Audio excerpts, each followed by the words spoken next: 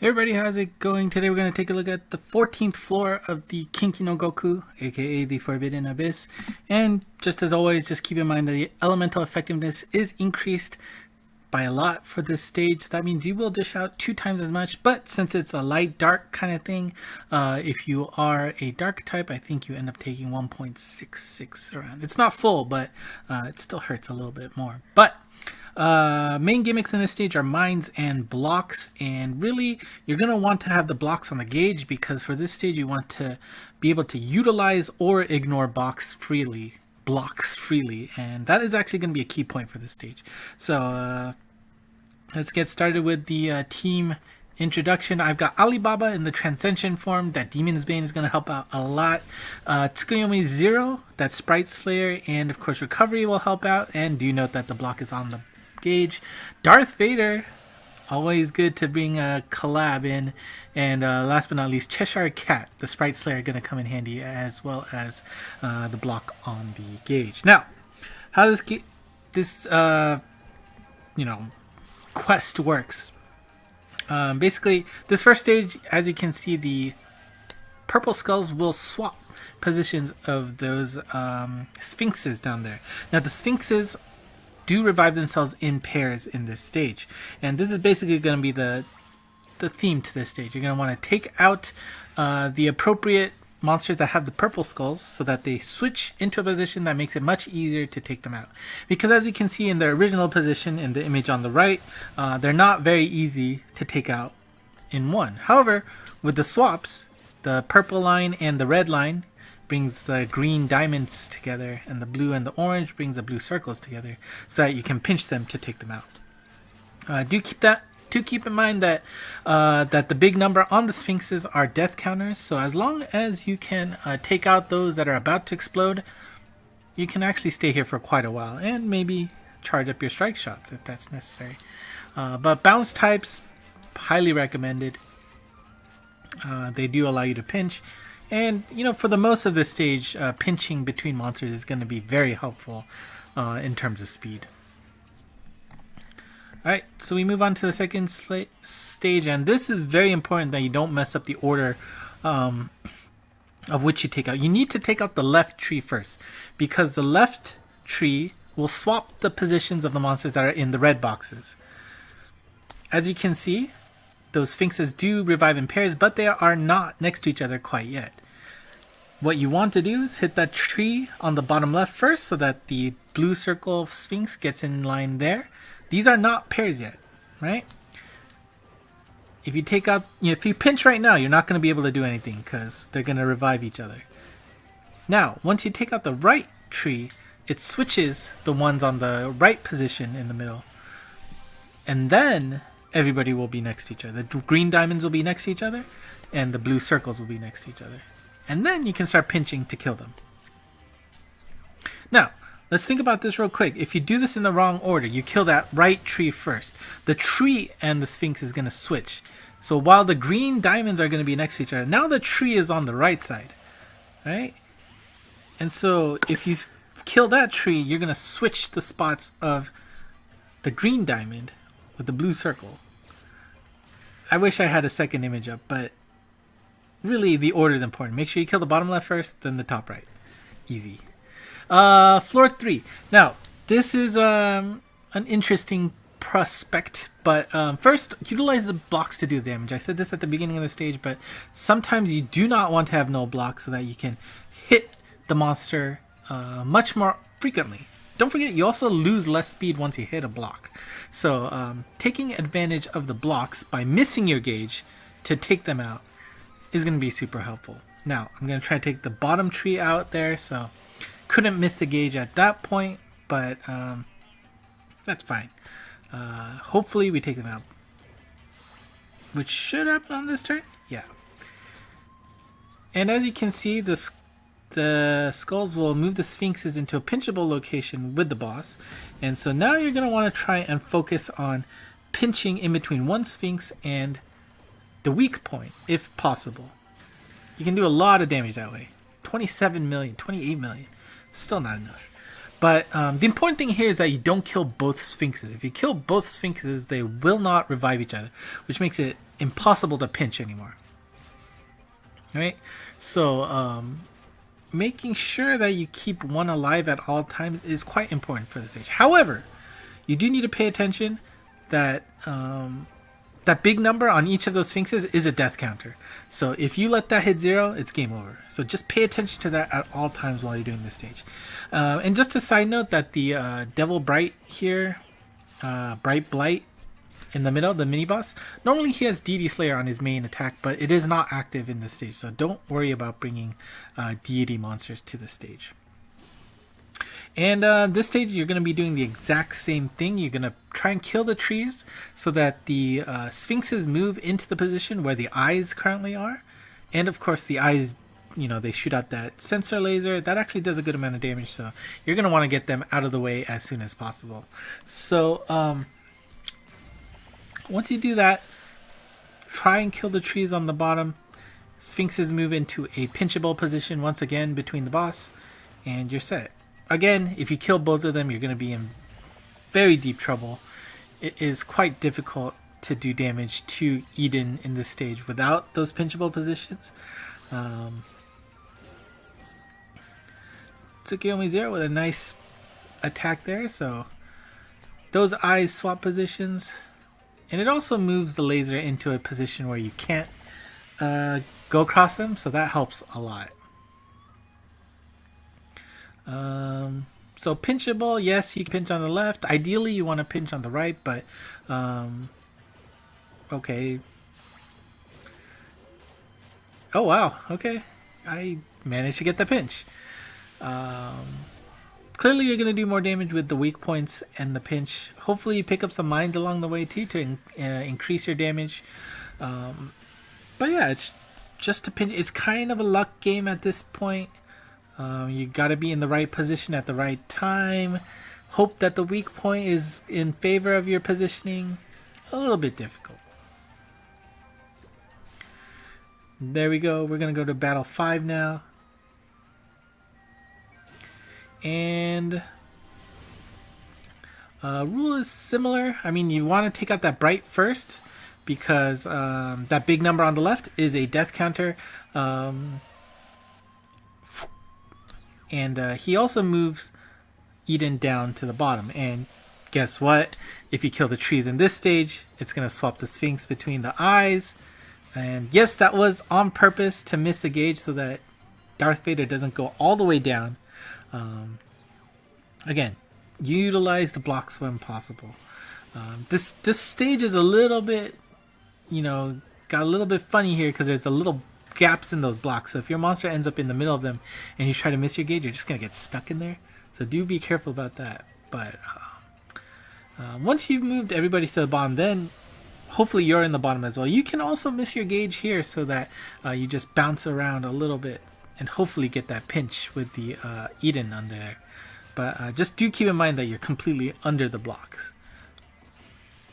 But yeah, after that, it's the same reminders. Make sure you pay attention to both of those Sphinx's death counters because if it hits 0, you're going to die. And otherwise, it's just hopefully you are going to have the correct positioning to make those pinches. I mean, this stage took quite a while for me. Like, this is a dangerous situation in that both of the Sphinxes are pretty low on HP. So hopefully we don't accidentally kill both of them. That would be disaster level. Especially with this much HP and only 4 turns, the middle number, on Eden before she explodes. Luckily we only killed one, refresh its health. And hopefully we can kill him, her, before time runs out. But like I said, getting those pinches is tough. Making sure that whether or not you can or can't skip the no blocks. Lots of things to worry about here. But luckily we had a nice pinch there, so we can move on to the boss stage. And, well, let's keep this in mind. So first, you want to utilize the blocks when possible to do major damage quickly. Again, you travel less and the blocks slow you down less, so that'll help. The green skulls on the trees here will swap Eden and Bright. However, and this is a big however, you cannot kill both at the same time. Because if you kill both at the same time, both of those skulls will activate, so then the action happens twice. You'll swap it and then they'll swap back, and that is disaster. As you can see, all of those lasers are up on top. We want to make sure that Eden comes to the bottom of the stage. Even worse, if you leave Bright up when you kill those trees, then the Bright goes onto the top of the stage, and you need to kill him within 6 turns. That left number that he had at the beginning is a death counter as well. Bad. So make sure your first priority is to take out Bright, so you just don't have to worry about him for the rest of the stage. Then it's a matter of killing the tree. Again, missing the gauge on purpose so that we can stay on the bottom side of the map. Eden comes to the bottom side and we are set. Now you want to focus on making sure you take out that skull on the top right of Eden. That will defense down Eden, and then you can start wailing on the boss as much as possible. Defense down, very good. And I mean, of course, you do need to hit that that marker on the HP gauge before 6 turns runs out. If you don't, you are definitely gonna die. And of course, this attack, if you don't remember from main Eden, if you are not a dark type, you will take an immense amount of damage. It still does a good amount of damage as a dark type, so highly recommended to bring a full dark team. Otherwise, just so much damage. And as you can see, I've already I'm pretty sure I used the heart item as well as the HP shaver, just because there's just so much HP in general on this stage that any little help helps. Again, I should be missing my gauge here, and well, was not expecting to go perfectly up and down there, but you get the idea of going semi-vertical so that you can like fit yourself into the bottom, do major damage that way. Of course, if you have access to the weak point, that is much better as well. So we've crossed the mark. Eden awakens, and now we have 3 turns to kill her before death comes from above. So not worried about this turn. Great. And even picked up that gold heart to boot. Always good. Alright, boss 2, same idea. Utilize the blocks to do major damage. As you can see, Bright and the trees are in a position where you can just utilize half of the map to do major damage.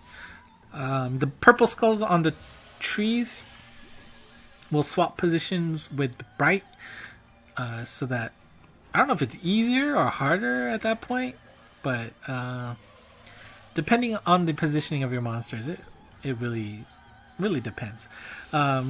Again, the green skulls will swap the Eden in the middle with the eye on top. However, keep in mind that the death counter for Bright is on the left, and most importantly, that top right number, it will revive the other Bright if it's alive. So either take them out before that hits 0, or wait until that happens so that you don't cause them to both come up to, bring issues. As you can see, that was the last turn before that Bright was going to revive the other ones. Honestly, if it revives, you're not going to have enough time to kill everybody, most likely. So it is bad news if that happens. And this stage is just really, think every time, do I want to miss my gauge or not? Because with the blocks in the middle half of the stage, it does allow you to do a lot of sideways damage to a monster that's on your half of the stage. So if you can utilize it that way, that is actually a pretty good idea to do. I do take advantage of it a few times, I believe.